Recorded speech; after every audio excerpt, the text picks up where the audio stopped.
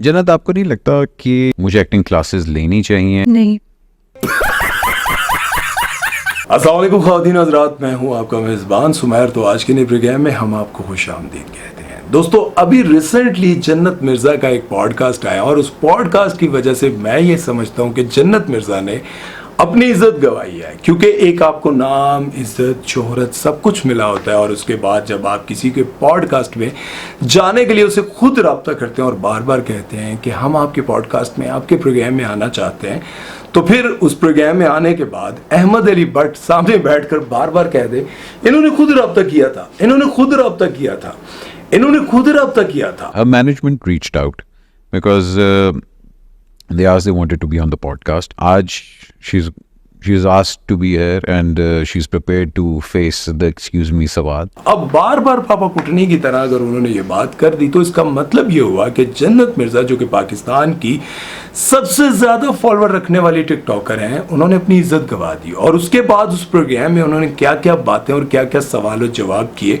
उस पर भी शायद उनको शर्मिंदगी का सामना करना पड़ा। सबसे पहले तो उन्होंने ये सवाल किया कि आप सैयद नूर को क्या वाकई नहीं जानती थी? वो कहती है हाँ, मैं सैयद नूर को नहीं जानती थी। और उन्होंने कहा कि सैयद नूर ने ये कहा है कि मैंने अपनी फिल्म में जन्नत मिर्जा को इसलिए कास्ट किया था कि उनके इतने करोड़ों फैंस हैं कि उनके नाम पर फिल्म बिकेगी, नाम चलेगा और लोग उनके नाम पर फिल्म देखने आएंगे। लेकिन मुझे ये लगता है कि उनका एक भी फैन फिल्म देखने नहीं आया और मुझे बहुत बड़ा लॉस हुआ। तो उन्होंने सारे का सारा मलबा उठा के सैयद नूर पर डाल दिया। पहले कहा कि मैं तो सैयद नूर को जानती ही नहीं थी, और उसके बाद वो अपनी फिल्म तो पहले देखें, फिल्म है क्या, बाजरे दी राखी या साकी जो भी था, वो फिल्म जिसके अंदर सिर्फ गन थी, बदमाश थे, गाड़ियां थी और ठाठू ठा था, वो कोई फिल्म थी? अहमद अली भट्ट, फिर आपको पता है वो भी बड़ी खोचल चीज है। उन्होंने कहा कि अगर आपको पता था कि ये सब कुछ है तो फिर आपने इस फिल्म को साइन क्यों किया? अब वो कहती हैं कि मैंने तो स्क्रिप्ट ही नहीं पढ़ा। वो कहते हैं आपने स्क्रिप्ट ही नहीं पढ़ा? मतलब ये हुआ कि उनको फिल्म ऑफर हुई और वो पागल हो गई, उनको समझ ही नहीं आई कि मैंने स्क्रिप्ट भी पढ़ना है। भाई, स्क्रिप्ट तो पढ़ा होगा ना। अगर आपने स्क्रिप्ट नहीं पढ़ा और आपने साइन कर दिया, एडवांस भी ले लिया, एग्रीमेंट साइन हो गए, और उसके बाद आपको पता चलता है कि सीन जो है वो इमरान हाशमी वाले हैं, तो फिर आप क्या करते हैं? ये बात मेरी समझ से बाहर है कि जब आप फिल्म साइन कर रही हैं और आप इतनी, आपके यहाँ आपको तो बहुत सारी चीज़ों के कॉन्ट्रैक्ट मिलते होंगे, आप तो बहुत सारी चीज़ों की ग्रैंड एम्बेसडर होंगी, आपको बहुत सारे पेमेंट्स मिलती होंगी, आप क्या एग्रीमेंट साइन करने से पहले पढ़ती नहीं है? मेरा ये सवाल है कि अगर उनको वाकई इमरान हाशमी जैसे सीन्स में करने को मिल जाते तो क्या करती हैं आप? इनकार कर सकती थी? नहीं कर सकती थी। क्यों? क्योंकि वो कहते हैं कि आपके साथ एग्रीमेंट हुआ हुआ है। बहुत सारे ऐसे सीन्स जो कि हमारी बड़ी बड़ी एक्ट्रेसेस कर लेती हैं, और आपको पता है वो, उनको पता होता है कि ये सब कुछ करेंगे तो हमें लोग देखेंगे।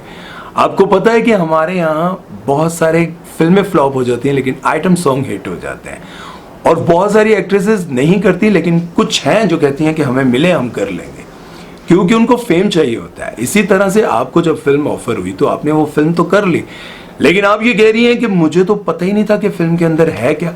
आपने सारे का सारा मलबा जो है वो सैयद नूर पर डाल दिया। लेकिन दूसरी तरफ उन्होंने एक और सवाल भी किया, आपको नहीं लगता कि एक्टिंग में आने से पहले आपको एक्टिंग की क्लासेस लेनी चाहिए? और मुझे यूं लगता है कि अहमद अली भट्ट ने बिल्कुल ठीक कहा, क्योंकि बहुत सारे टिकटॉकर्स और इंस्टाग्रामर्स की अपनी जो आवाज है उनमें डायलॉग डिलीवरी वाला कोई काम ही नहीं है। इसलिए अहमद अली भट्ट ने कहा कि आपको नहीं लगता कि आपको इस फील्ड में आने से पहले, अगर आपने एक्टिंग में आना ही था, तो आपको पहले एक्टिंग की क्लासेस लेनी चाहिए थी? कहती नहीं, मुझे तो नहीं लगता, एक भी डायलॉग इन्ना ना अपना नहीं होता, सारे के सारे डायलॉग्स इनके। अब मुझे कोई कहीं डायलॉग बोल के दिखाओ, मैं बोल देता हूँ भाई, मुझे, हालांकि मैं एडा अच्छा एक्टर नहीं है, लेकिन मैं बोलता हूँ अगर जन्नत मिर्जा को ये बोल दिया जाए, अरे मैं सुर दिया खिच्चा खपावा ते ओ विडबण ले था लबदा है चौधरी।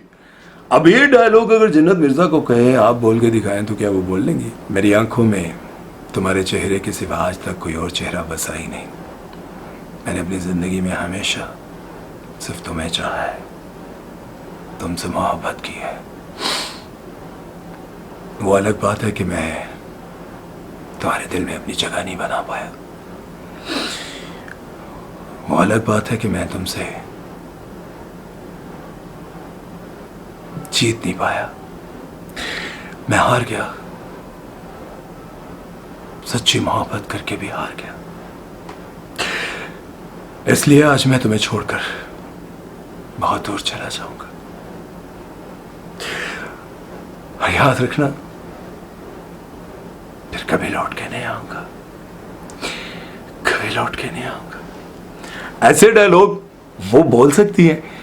अगर कोई अपने आप को टिकटॉकर एक्टर समझता है तो वो इस तरह की एक्टिंग भी करके दिखाए। भाई मुझे नहीं आती, मैंने सिर्फ ट्राई किया है। लेकिन ये बातें सच है कि बहुत सारे टिकटॉकर्स ड्रामों में इसलिए नहीं आ पाते क्योंकि उनको एक्टिंग नहीं आती, और मुझे यूँ लगता है कि इनको एक्टिंग की क्लासेस लेनी चाहिए। बहरहाल मैं आपको एक और बात ये बताना चाहता हूँ कि जब से टिकटॉक लाइव आया है, मैं ये समझता हूँ कि बहुत सारी ऐसी फैमिलीज़ की बच्चियाँ जो कि बहुत ही अच्छे ख़ानदान से ताल्लुक़ रखती हैं, लेकिन टिकटॉक पर वीडियोस बनाना और ये सब कुछ करना इतना आम हो गया है कि वो जब लाइव करती हैं और लाइव में जाकर इस तरह की बातें करती हैं, मैं देखकर हैरान हो जाता हूँ और मैं सोचता हूँ और अफसरदा भी होता हूँ कि अगर ये सब कुछ कभी उनके माँ बाप, बहन भाई या किसी ख़ानदान के बंदे ने देख लिया तो उसके बाप की इज़्ज़त और भाई की इज़्ज़त का क्या होगा, उसके शौहर की इज़्ज़त का क्या होगा। क्योंकि ज़्यादातर लड़कियाँ छुप कर करती हैं और फिर वो कहती हैं कि मेरी जो है जॉब जो है वो दुबई में लग गया है, मैं दुबई जॉब करने जा रही हूँ।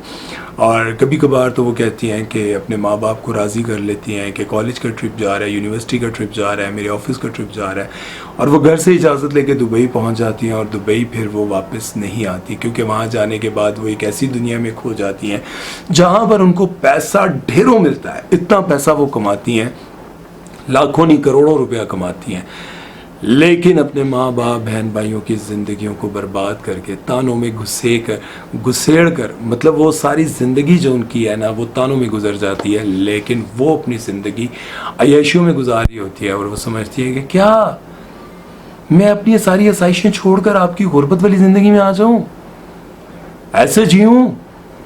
और ये सब चीज़ें उनकी ज़िंदगियों को बर्बाद कर देती हैं। टिकटॉक से बहुत सारे ऐसे लोग हैं जिन्होंने लाखों नहीं करोड़ों कमाए, लेकिन उन्होंने अपने तहजीब का दायरा कभी नहीं छोड़ा। लेकिन अफसोस की बात यह है कि हमारे यहाँ बहुत सारी ऐसी लड़कियां हैं जो कि दूसरों को देखते हुए डांस पार्टी में जाने की ख्वाहिशमंद हो गई कि डांस पार्टी अच्छा यहाँ भी होती है, मैं भी जाऊँगी। अच्छा, उसके बाद बहुत सारी ऐसी लड़कियाँ जो अच्छे परफ्यूम्स को सूंघने के बाद कहती हैं कहाँ से लिया यार, मेरे दोस्त ने लेके दिया। फिर आईफोन, एक नॉर्मल सी फैमिली से ताल्लुक़ रखने वाली लड़कियां आईफोन उठाकर घूम रही होती हैं तो कहती कहाँ से लिया यार, मेरे दोस्त ने लेके दिया, बड़ा मालदार है।